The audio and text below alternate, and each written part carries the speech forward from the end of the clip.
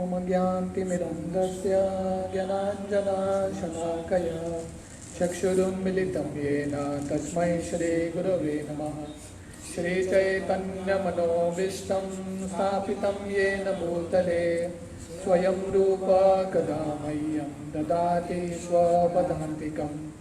वन्देऽहं श्रीगुरुं श्रीयुतः पदकमलं श्रीगुरुन् वैष्णवांश्च श्रीरूपं साग्रजातां सहगना रघुनाथान्वितं तं सजीवं साद्वैतं सावधूतं परिजनसहितं कृष्णचैतन्यदेवं श्रीराधा कृष्णपादान् सहगना ललिता श्रीविशाखान्वितंश्च। नमो विष्णुपादाय कृष्णप्रेष्ठाय भूतले श्रीमते भक्तिवेदान्त स्वामिति नामिने। नमस्ते सरस्वती देवे गौरवाणी प्रचारिणे निर्विशेष शून्यवादी पाश्चात्यदेशतारिणे।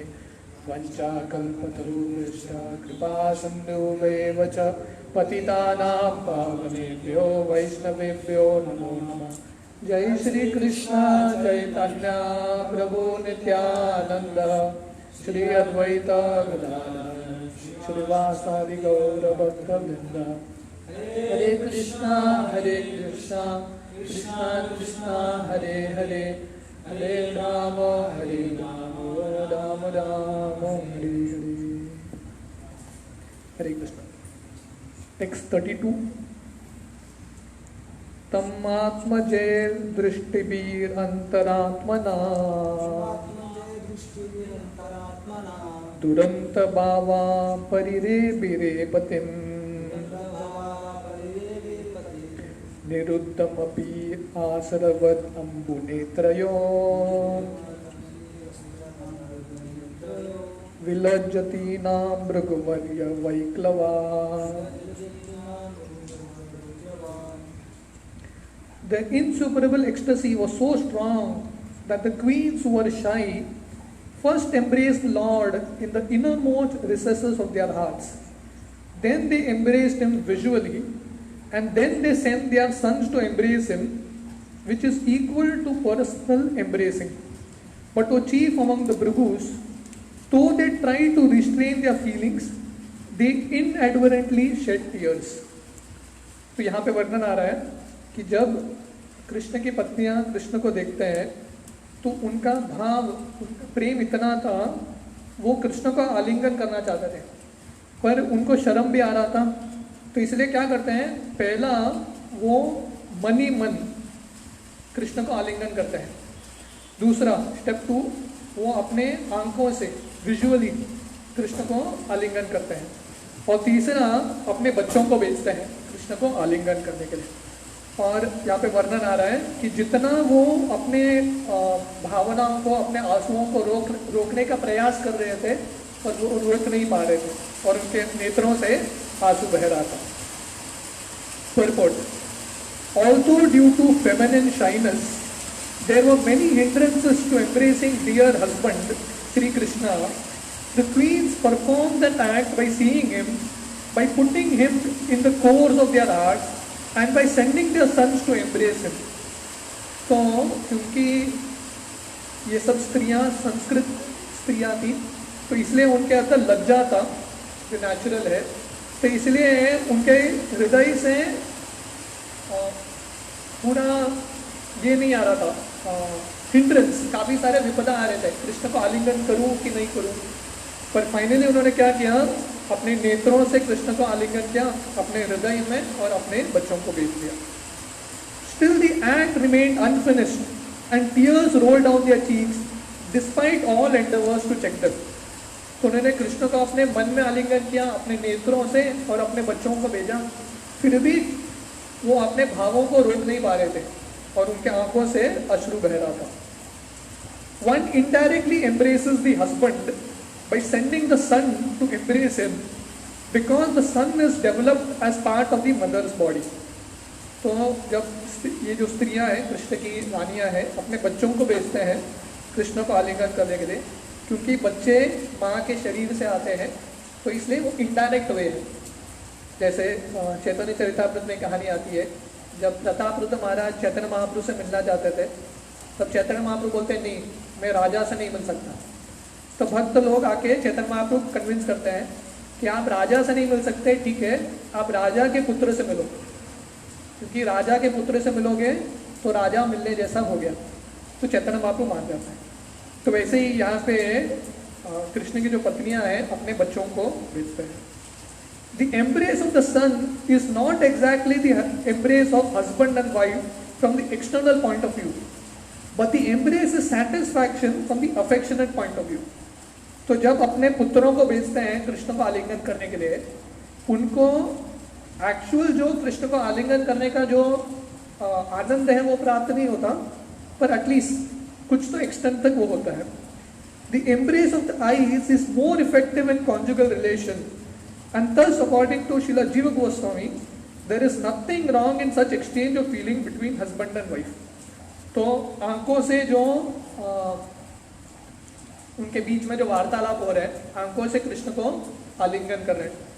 तो जीव गोस्वामी लिखते हैं ये माधुर्य रस कॉन्जुगल लव का एक तरीका है, आंखों में इशारा होता है। तो वैसे यहाँ पे कृष्ण की पत्नियां और कृष्ण यहाँ पे एक्सचेंज आदान प्रदान कर रहे हैं।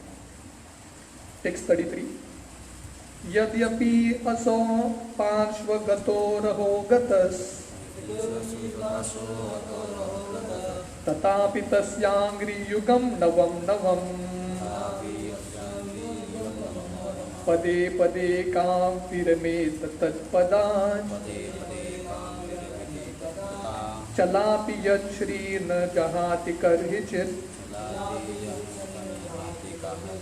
Although Lord Shri Krishna was constantly by their sides as well as exclusively alone, his feet appeared to them to be newer and newer. The goddess of fortune, although by nature always restless and moving, could not quit the Lord's feet. So what woman can be detached from those feet, having once taken shelter of them? तो यहाँ पे सुत गोस्वामी वर्णन कर रहे हैं कि कृष्ण के जो पत्नियां हैं हमेशा कृष्ण के साथ थे, कृष्ण उनके साथ प्राइवेट टाइम बिताते थे अकेले में, फिर भी उनको लग रहा था कि हमारे कृष्ण नए हैं। हर बार जब कृष्ण मिलते हैं नया रस का आस्वादन हो रहा है। नवम नवम तस्यांग्रि युगम नवम नवम, तो कृष्ण के चरण कमल का जो रस है उनको लग रहा है कि पहले बार ही अभी प्राप्त हो रहा है।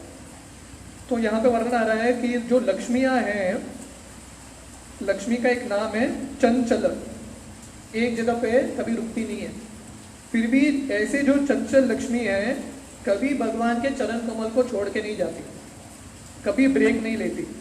तो इसलिए सुत गोस्वामी प्रश्न पूछ रहे कि कौन एक बार किसी ने कृष्ण का शरण ले लिया, कौन से स्त्री जो है ऐसे शरणों को छोड़ सकती है। Purport, condition living beings are always after the favor of goddess of fortune, although by nature she is moving from one place to another. तो जो बद्ध जीव है हमेशा लक्ष्मी जी का कृपा चाहते हैं, पर फिर भी ऐसी लक्ष्मी एक जगह पे नहीं रहती। यहाँ पे वर्णन आता है चलापी, चलापी का मतलब है चलती रहती है, एक जगह पे स्थिर नहीं होती। In the material world, no one is permanently fortunate, however clever one may be. ये भौतिक दुनिया में कोई बोल नहीं सकता है कि मैं हमेशा धनी रहूँगा। कितना भी बुद्धिशाली रहेगा, कितना भी चतुर रहेगा, वो धन को हमेशा अपने पास इकट्ठा करके नहीं रख सकता। There have been so many big empires in different parts of the world. There have been so many powerful kings all over the world. And there have been many fortunate men, but all of them have been liquidated gradually. तो दुनिया की history में आप इतिहास पढ़ेंगे तो बहुत सारे महान महान राज्य हुए हैं, बहुत सारे महान राजा हुए गए, और बहुत सारे भाग्यशाली व्यक्ति थे जिनके पास बहुत धन था, पर समय के साथ ऐसे सब लोगों का धन हाथ से चला गया। This is the law of material nature. तो ये भौतिक नियम है, इसलिए आपको कभी घमंड नहीं करना चाहिए कि मेरे पास बहुत कुछ है, आज है कल हाथ से निकल जाएगा। But spiritually it is different. According to Brahma Samhita, the Lord is served very respectfully by hundreds and thousands of goddess of fortune. तो ब्रह्म संहिता में ब्रह्मा जी वर्णन करते हैं कि कृष्ण अलग है, क्योंकि कृष्ण के गोलोक वृंदावन में हजारों लाखों लक्ष्मियां सेवा कर रही है कृष्ण की, कभी छोड़ के जाती नहीं है।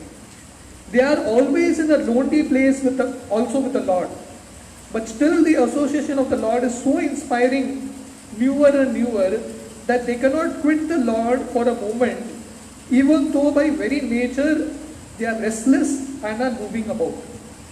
तो वो कृष्ण के साथ समय बिताते हैं अकेले में, एकांत में, फिर भी कृष्ण का जो संग है इतना आकर्षक है, हर बार उनको नया नया रस मिलता है, इसलिए वो कृष्ण के संग को छोड़ ही नहीं पाते, एक क्षण के लिए भी छोड़ के नहीं जा सकते।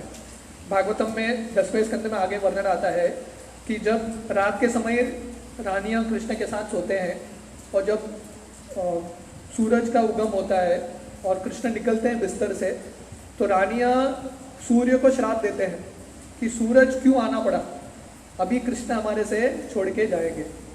तो रानियां इतने आसक्त थे, वो कृष्ण को कभी छोड़ के ही नहीं जाते थे, क्योंकि कृष्ण के साथ रहने से उनको नया नया रस का आस्वादन मिल रहा है। The spiritual relation with the Lord is so enlivening and resourceful that no one can leave the company of the Lord once having taken shelter of Him। तो कृष्ण इतने आकर्षक हैं, तो किसी ने एक बार, यहाँ पे वर्णन आता है, एक बार किसी ने कृष्ण का शरण ले लिया कदाचित एट वन टाइम, तो ऐसा व्यक्ति कृष्ण का संग छोड़ नहीं सकता, बाकी सब दुनिया का आनंद फीका लगने लगता है। The living beings by constitution are feminine by nature, the male or enjoyer is the Lord and all manifestations of his different potencies are feminine by nature. तो हमारे शास्त्रों में वर्णन आता है, जो जीव है, हम सब हैं, प्रकृति है, प्रकृति मतलब स्त्रीलिंग, और पुरुष कौन है, सिर्फ एक ही पुरुष है, Krishna. In the Bhagavad Gita, the living beings are designated as para prakriti or the superior potency। तो गीता में दो प्रकृति का वर्णन आता है, परा प्रकृति और अपरा प्रकृति। परा प्रकृति मतलब जीव, जो आध्यात्मिक है। The material elements are अपरा प्रकृति और inferior potency। और गीता में भगवान बोलते हैं जो भौतिक तत्व है वो अपरा प्रकृति है। Such potencies are always employed for the satisfaction of the employer or the enjoyer। तो जो प्रकृति है उसका कार्य क्या है, पुरुष को आनंद देना। The supreme enjoyer is the Lord himself, as stated in Bhagavad Gita 5.29। भोक्तानाम यज्ञ तपसाम सर्वलोक महेश्वरम। तो कृष्ण बोलते हैं भोक्ता कौन है, एंजॉयर कौन है, कृष्ण। हम सब कृष्ण को भोग देने वाले हैं, आनंद देने वाले हैं। तो प्रकृति का कर्तव्य क्या है, पुरुष को आनंद देना, पुरुष की सेवा करना। The potencies therefore when engaged directly in the service of the Lord revive the natural color and thus there is no disparity in relation to the potent and the potency। तो इसलिए जब हम जीव, जो भगवान की शक्ति है, तटस्थ शक्ति है, हम जब भगवान के सेवा में लगते हैं, जो शक्तिमान है उनके सेवा में लगते हैं, तब हमारा जो सही जो स्वरूप है वो विकसित होता है। Generally people engage in service are always seeking some post under the government or the supreme enjoyer of the state. तो ये दुनिया में जो भी लोग सेवा करते हैं, जैसे गवर्नमेंट सर्विस, गवर्नमेंट सर्वेंट बोलते हैं उनको, हाँ, तो हर कोई कुछ पोस्ट चाहता है, एग्जाम आंसर करता है, मुझे गवर्नमेंट पोस्ट चाहिए। तो गवर्नमेंट पोस्ट मतलब क्या है, गवर्नमेंट सर्वेंट, ताकि जो गवर्नमेंट है जिसके पास बहुत धन है उनका हम सेवा करेंगे तो हमारा भी जिंदगी बीतेगा। लोग गवर्नमेंट सर्वेंट को बनना चाहते हैं, 100% सिक्योरिटी गारंटी है, अंत तक पैसा मिलता रहेगा और रिटायरमेंट के बाद भी पेंशन मिलेगा। नहीं, क्यों? क्योंकि गवर्नमेंट के पास पैसा है। तो वैसे ही हर कोई सेवा करना चाहता है, बट जब सेवा करते करते उसको समझ में आता है कि सबसे महान व्यक्ति कौन है, कृष्ण है। क्योंकि कृष्ण की सेवा करने के लिए अनेक सारी लक्ष्मियां खड़े हैं, इसलिए सोचता है कि ये दुनिया के लोगों से की सेवा करने से अच्छा है कृष्ण की सेवा करो। तो लोग गवर्नमेंट सर्वेंट बनते हैं, उनको लगता है कि मेरे जिंदगी भर गवर्नमेंट सैलरी देता रहेगा, पर अभी कोरोना के फेज में गवर्नमेंट के पास भी पैसा नहीं है। पर एक गवर्नमेंट कभी कंगाल नहीं होता, कौन है? कृष्ण का गवर्नमेंट। तो इसलिए हम कृष्ण के आश्रय लेंगे। यहाँ के गवर्नमेंट के खजाना जो है, ट्रेजरी खाली हो सकता है, लक्ष्मी वहां से हटके निकल सकती है, पर कृष्ण का ट्रेजरी कभी खाली नहीं होता, इसलिए कृष्ण का सेवा करना चाहिए। Since the Lord is the supreme enjoyer of everything in and outside the universe, it is happiness to be employed by him. तो इसलिए क्योंकि कृष्ण भोक्ता है और सर्वलोक महेश्वरम, हर एक चीज के मालिक है, स्वामी है, इसलिए हमको आनंद कब मिलेगा? जब हम कृष्ण की सेवा करेंगे। Once engaged in the supreme governmental service of the Lord, no living being wishes to be relieved from that engagement.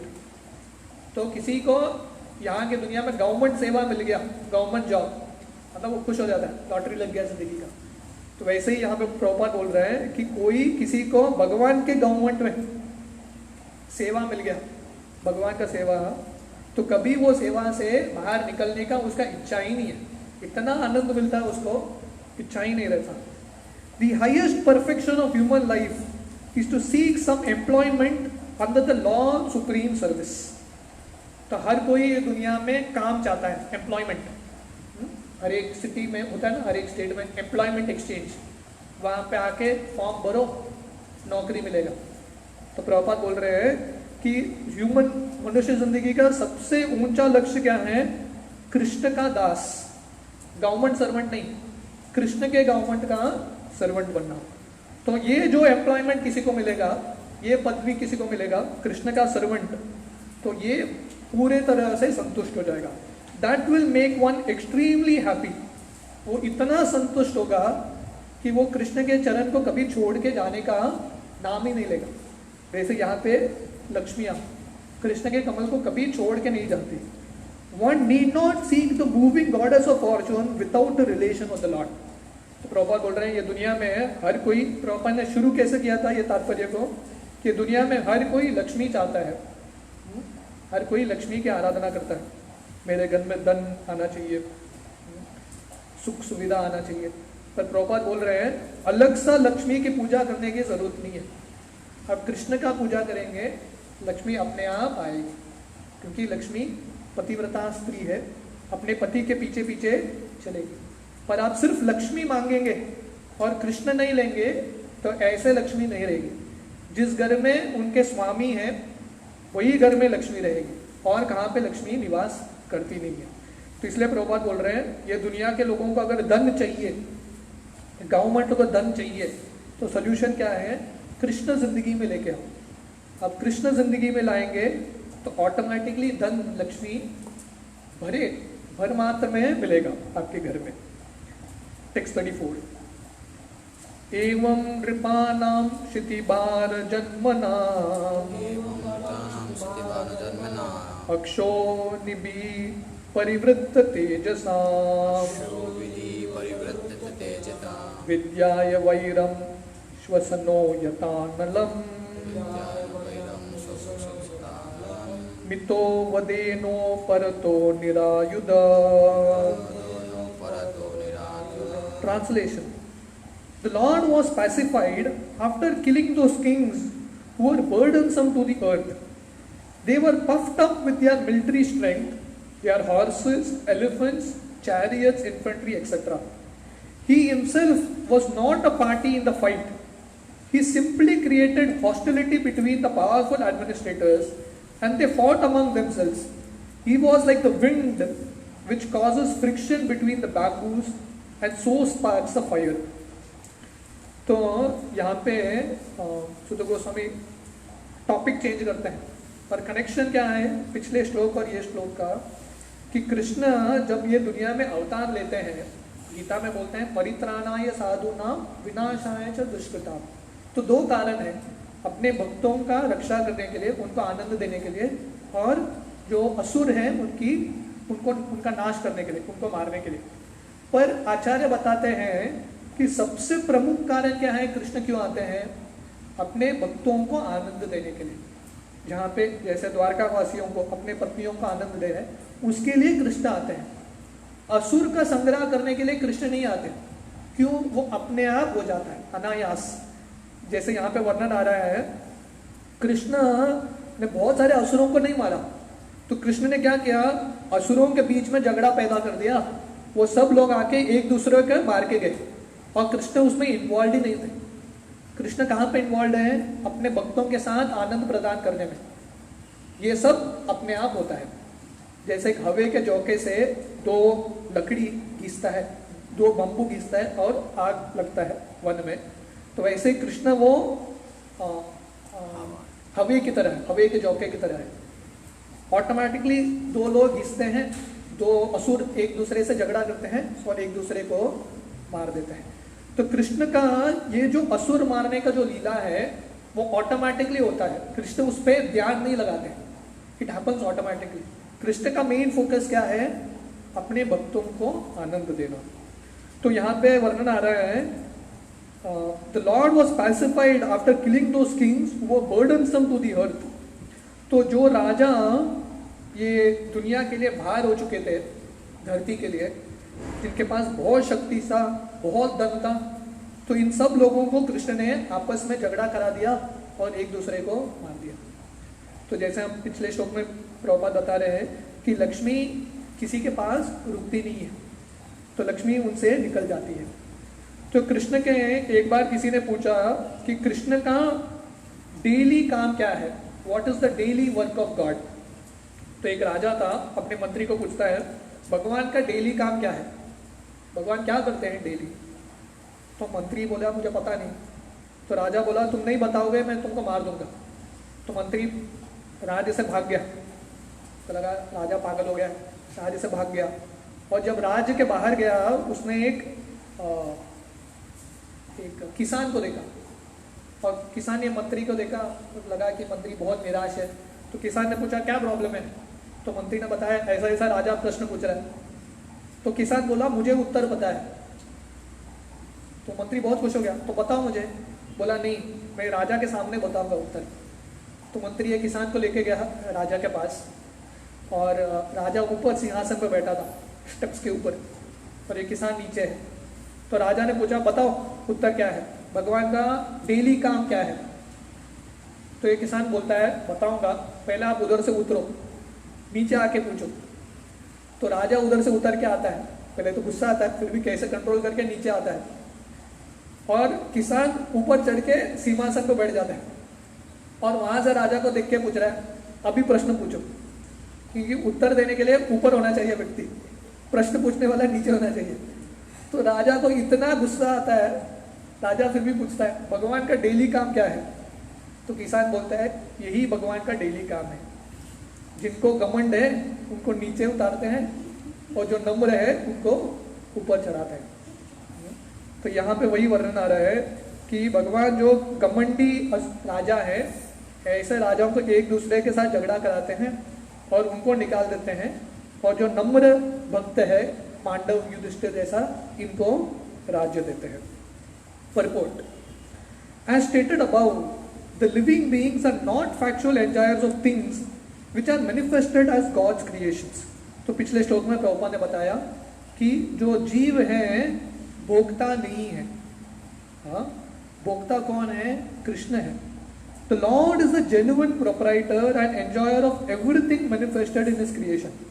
तो इसलिए हम सब भोक्ता को, हमको लगेगा ब्रह्म में हम भोक्ता है, पर हम भोक्ता नहीं है। तो भोक्ता कृष्ण है, क्योंकि सब चीज कृष्ण के ही है। हम कौन सी चीज को बोल सकते हैं ये मेरा है? हमारे जन्म के पहले हमारे पास नहीं था, और मृत्यु के बाद हमारे पास नहीं होने वाला। तो कौन सा चीज को हम दावे के साथ बोल सकते हैं कि ये मेरा है? तो ये जो बोलना कि मैं और मेरा, अहम ममेति, सबसे बड़ा दुख का कारण यही है। Unfortunately, influenced by the deluding energy, the being becomes a false enjoyer under the dictation of the modes of nature. पर माया के अधीन भ्रमित होकर जीव को लगता है कि मैं भोगता हूँ, सबसे बड़ा स्वामी हूँ, हमसे बढ़कर कौन. Puffed up by such false sense of becoming God, the deluded living being increases his material strength by so many activities and thus becomes the burden of earth, so much so that the earth becomes completely uninhabitable by the same. तो ऐसा जो असुर है, उनके पास बहुत घमंड है. तो असुर के एक डेफिनेशन आप गीता के 16वें अध्याय में पढ़ेंगे. तो गीता जो दैव और असुर है उनके अलग अलग गुण बताते हैं. तो असुर का प्रमुख गुण है बहुत घमंड रहता है उसके अंदर. तो वो चलता है तो पूरा घमंड के साथ चलता है. तो ऐसे असुर वो क्या करते हैं, अलग अलग कार्य से अपना जो शक्ति है बढ़ाते रहते हैं और ये धरती के लिए बहुत बड़ा बोझा बनते हैं. और उनके वजह से जो सत्व गुण के व्यक्ति हैं, जो सात्विक साधु है, उनको रहने के लिए भी मुश्किल हो जाता है धरती में. This state of affairs is called धर्मस्य ग्लानि और the misuse of energy of human being. तो गीता में भगवान बोलते हैं वो कब आते हैं, धर्मस्य ग्लानि, जब धर्म का ग्लानि होता है. तो धर्म का ग्लानि मतलब ऐसे जब असुर बढ़ते हैं, अहंकारी असुर, तब धर्म का ग्लानि होता है. When such misuse of human energy is prominent, the saner living beings become perturbed by the awkward situation created by the vicious administrators who are simply burdens of the earth. And the Lord appears by his internal potency just to save the saner section of humanity and to elevate the burden due to the earthly administrators in different parts of the world. तो ऐसे जब असुर वो राजा बनते हैं, नेता बनते हैं और उनके साथ बहुत शक्ति रहता है, तो वो क्या करते हैं, वो जो सात्विक साधु प्रवृत्ति के लोग हैं उनके लिए जीना बहुत मुश्किल होता है. तो उस समय संभवामि युगे युगे, तो भगवान अवतार लेते हैं और ऐसे असुरों का नाश करते हैं.